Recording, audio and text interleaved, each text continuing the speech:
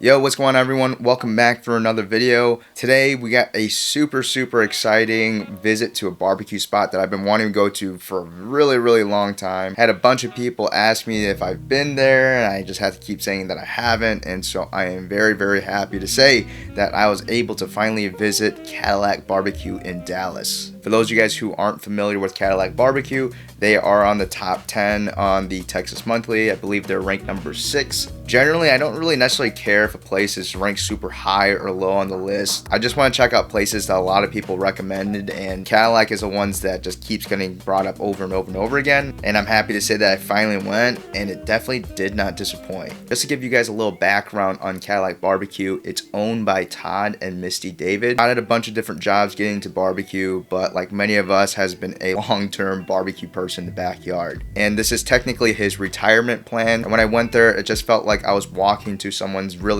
big backyard barbecue. As you walk up the front of the building, it's pretty unassuming. Like, it looks like any other barbecue place, but as you kind of go to the side where the line would extend and go all the way down to the pit room, you see murals of famous barbecue people that you may recognize, and you can just feel like this is a celebration of barbecue history. How certain old school transitions have been kind of handed down to some of the newer school barbecue people that, you know, including myself, has learned a lot from. And as you walk through the doors and you're going through the line to get your food, and just like the murals outside, there's a bunch of pictures of people along the walls that he's cooked with, that he's had interactions with other barbecue people, famous athletes such as Emmett Smith, and it just feels like a barbecue man cave almost, of just all this memorabilia and all these kind of like memories of someone's barbecue journey. And Cattleack is a little bit different because even in terms of like the hours that they're open, they're not open many days. Just like Snow's is only open up 1 day a week, Cattleack is only open 2 Thursdays and Fridays, and then on the first Saturday of the month they're open. But I think because it's not open, you know, 5 to 7 days a week, they're really trying to make sure that if you guys come in and get food, that everything is as good as it possibly can be. As you go through a line and you can see the menu kind of on a chalkboard on the wall, and they're doing a lot, even if they're only serving 2 days a week. But the thing that surprised me the most, you look all the way up the top, is the price of that brisket. This is Wagyu brisket, and they're still selling it at a price that I would say most places would not be able to do it. And I'm sure that, you know, as prices change from week to week, they might change it up a little bit. And as I was talking to Todd during my time there, he was telling me that, you know, Cattleack is not really something for him where he's trying to bring in as much money as he possibly can. And this being his retirement plan, you know, he just wants to have a good time, make sure his employees are paid, make sure that customers are happy with the food, and he wants to make this the most inviting experience as possible. So as you look at this spread, man, this food looks fantastic. The brisket looks great, the ribs look perfect, the freaking pastrami beef rib looks giant on that plate. Some nice chunks of burn ends that honestly look better than any burn ends that I got in Kansas City. I'm sorry, Kansas City. And a variety of sides with a little bit of dessert. And also when Todd asked me if I wanted anything to drink, I said I needed water. And then he's like, you should also have a Lone Star. So reluctantly, I just had to say yes. So just talking about the brisket that we have on this tray. Brisket was cooked perfectly. You can see all the muscle fibers just holding together by a thread. Like, it's just kind of breaking apart as I'm trying to hold on to it. The fat is nice and rendered up top on the surface, so you don't have that thick band of fat that you see on the top that can be a little bit squishy. The brisket at this place is a little bit more peppery than other places I've been to, which I personally like. I wouldn't say it's necessarily spicy, but you get these kind of like floral notes from this pepper that's on there, and yeah, it's really good. And because this brisket is Wagyu, getting that salt level on there, like, you kind of have to bump it up a little bit more just because it has a little bit more fat. And this brisket was really interesting. Bark is still super intact, but it's not super crunchy. It had just enough give and just enough texture on the outside of it where it was kind of like a nice mix between a like paper wrapped and a foil bow. And then they also threw in these burn end chunks, you know, the Texas style burn end chunks. And that was just one of those perfect brisket bite moments where you get the salt, you get the fat, you get the pepper, you get the smoke, and it was fantastic. Next up is their Texas spicy sausage. I would say the texture on the inside and the snap on the outside, like, it was textbook, it was perfect. But in terms of flavor, the flavor was a little bit different than I expected. I was expecting more of a traditional like Texas hot guts, hot links type of flavor. This sausage had a nice rolling heat that was wasn't too spicy. There was a little bit of smokiness. I don't know if there was some cumin in there. A lot of the seasonings tasted like seasonings that you would get like in a really good chili or something like that. It was like pretty savory, but not overly salty. Nice smoky flavor, and it was just really good. Next up we're trying is their Duroc pork ribs. If you guys have been following my channel for a really long time, you know, you guys hear me talk a lot about, personally I think that the learning curve to learning how to cook brisket is probably the hardest, but once you kind of nail it, like, it's pretty consistent. But when it comes to ribs, I feel like ribs are one of the things that it's hard to please everybody because there's so many variables. Not only is everyone looking for the perfect level of tenderness, they're also looking for specific flavor profiles, whether they want it super sweet or they want it a little spicy, they want it sauced or glazed or whatever. There's just so many different variables that people can decide whether or not they like ribs or not. So for myself, whenever I go to a barbecue restaurant, you know, I can't ever really say that this is going to be the best rib that you ever had, just because everyone has their different preferences. That's why I really key on, you know, what is the texture of the rib? Is that cartilage cooked enough to where I can still bite through it if I wanted to? Does this rib have a different flavor profile, different than, you know, just taking the sauce bottle on the table and putting it on top and have it taste pretty much exactly the same? Those are different things that I'm kind of looking for. I'm more geared towards the technique side of rib cooks rather than is this the actual best flavor of rib that I'm looking for. But with that being my explanation of what I'm looking for, I would say that Cattleack probably does have one of the most technically really sound ribs that I've seen. The color and the sheen reminded me a lot of the ribs that I had a few days before at Dane's. Perfectly cooked. You can see the bite mark that I was able to leave on that rib, and also just being able to pull off that rib tip as well is, again, certain things that I'm always looking for and I'm checking for when I eat ribs at other places. And these ribs, in my opinion, were seasoned exactly they needed to. Kind of like the brisket that we had before, like everything is just seasoned to the right level of saltiness that you need to where I personally think like you're a little bit worried about over seasoning it, but it's in a really good spot where you're able to enhance all the flavors without having to become salty. If you were just to go to Cattleack and just order the Trinity for lunch and you were comparing the Trinity here to other places, Cattleack is one of the best I've had. Now let's talk about certain things that Cattleack does different than other places.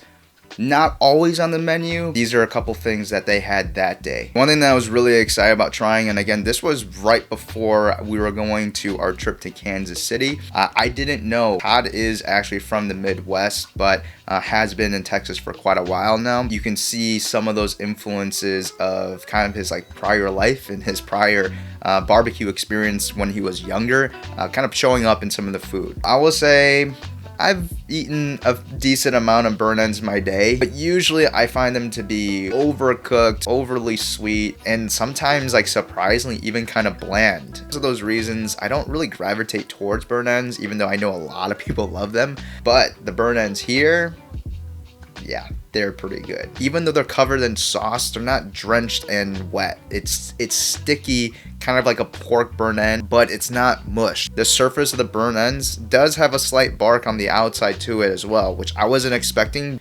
It is drenched in sauce. It is cooked twice. There is quite a bit of fat inside the burn end also. But as far as sweet barbecue goes, where something is just covered in sauce, I found it to be pretty well balanced considering how fatty the cut is, how sweet the sauce can be, and again, getting it cooked twice, like it wasn't overcooked. During the meal, you know, Todd was running around, you know, bussing tables, kind of greeting customers, and I would drop by the table every now and then to see how the food was. And he also dropped by and gave me a slice of their Wagyu bologna.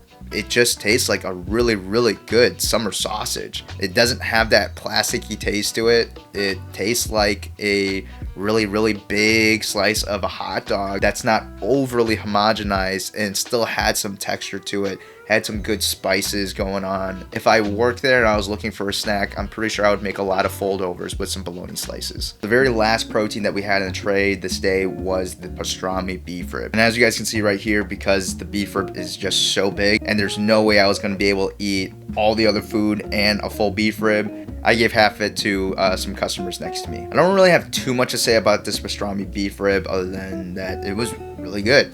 I don't know why I didn't, but I probably should have made like a fold over with a couple slices of the beef rib. If you did it that way, I'm sure it would be even better. Now let's get into certain sides that we selected. So the first one that we had is burn-end beans. I don't really like beans like this. Typically baked beans or burn-end beans and things like that tend to be a little bit too sweet for my liking, but these were actually really well balanced. It had a really nice balance between the really sweet baked beans that I'm used to having, and also like kind of like the more savory pinto beans that you might get a lot of in other barbecue restaurants around Texas. And it just felt like we just took these two styles of beans and we bridged a gap to create something that's a little bit more balanced, that has a little bit more nuance to it, that's not overly sweet, and other beans that honestly sometimes they don't really have that much flavor to them. Second side that we got was the broccoli salad, and I personally really like broccoli, so I figured that I was gonna really like this one as well. I had some apples, some raisins. I don't think there was any mayo in it, so it was nice and bright, and it just allows you to eat so much more barbecue and not feel that meat fatigue. If you guys are looking for a lighter side, and if you guys like broccoli, I would definitely get it. Another familiar side is their street corn, and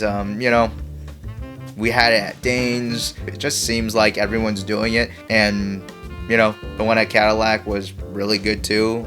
Yeah, it's good. It's good like any other place that serves it.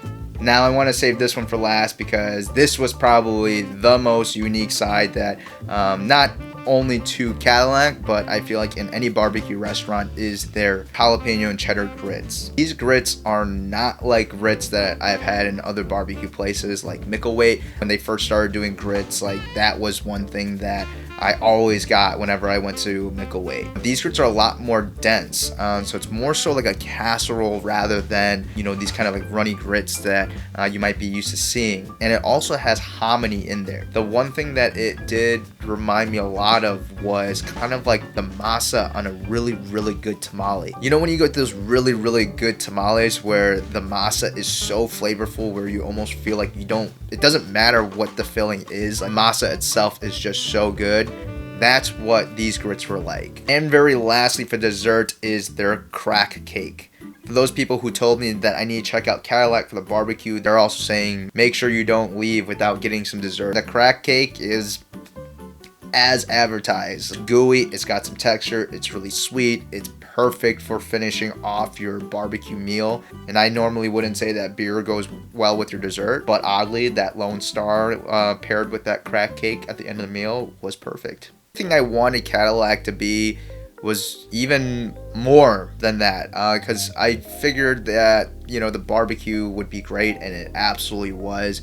It's probably one of my favorite trays of barbecue that I've had. But I think the thing that makes Cattleack so special is the fact that it is basically like a pop-up every single week that they cook. I was talking to Todd and how my experience at Cattleack just reminded me so much of those days when I was doing pop-ups in my backyard. And it just felt really homey, and it felt like everything was getting taken care of. Like, I don't know, it just had like a really great vibe to it. Alright guys, so that's the end of my visit at Cattleack. I hope you enjoyed this video of just getting a little bit more insight to the food, maybe a little bit more preparation as you guys are getting ready to go to Cattleack as well. I would just say that if you guys plan on going, make sure you go early, and also to make sure you plan ahead because they are only open Thursdays and Fridays. If possible, if you guys can make it on that first Saturday of the month, I hear that Saturday is a really good time, especially because they do some other cool stuff on that Saturday morning as well, where you can go into the pit room, get to talk to the guys that cook and all that kind of stuff. So if you're a barbecue nerd such as myself, that might be the day to kind of check it out. But I had such a great time just talking with Todd. I was lucky enough that he was able to set aside time where it's kind of redid our conversation that we had when I was at the restaurant about, you know, how he got into barbecue, you know, why he loves it so much, and what he's trying to do with Cattleack. It wasn't going the way I wanted to. I wasn't meeting my expectations. And with barbecue, I'm further than I ever expected to be. I just expected to have something to do, to enjoy. And I'm hoping that people will be able to listen to that conversation and be able to even have a better time at Cattleack, knowing what it's all about. So if you guys haven't already, make sure you click that bell notification so you know when the next video will come out, so that you can hear the conversations I had with Todd. But that's the end of this video, guys. I hope you enjoyed it. If you did, please make sure to like, subscribe, share this video with your friends, and I'll see you guys in the next one.